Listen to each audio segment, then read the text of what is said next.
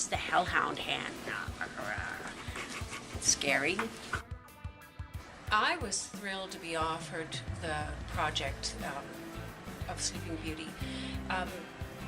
I grew up in rural Nova Scotia and lived my life through fairy tales in the woods, in the fields. I didn't have any neighbors, and so I spent a lot of time reading all those wonderful tales and just imagining life as it was in make-believe time. And I think that was the foundation of all my design desires. You start reading the tales again, and then you get the script and look at it, and of course it was being written, so it changed a few times during the process, which is fine.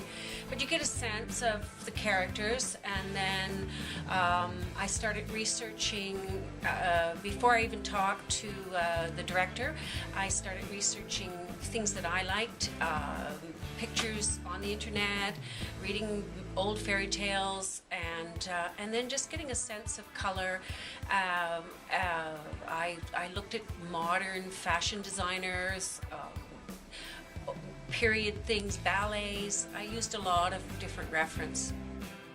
We didn't really want to set it in any particular period or with any particular cultural reference.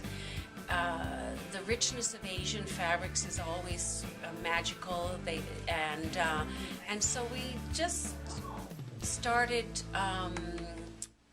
compiling this make-believe world, setting everything by palette so that the fairies came out of the set, which is all in creams and whites, and then the human world was sort of rich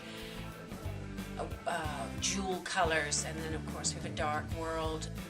I think the toughest probably it has been maybe the Hell Hounds.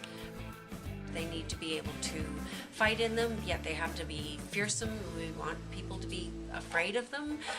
Part of the fairy tale is that there are black things that happen, and then it all turns out all right. So those, and the wings, how to put the wings on, how to keep the wings on, and then how can the actors actually tell a story without just standing there like statues.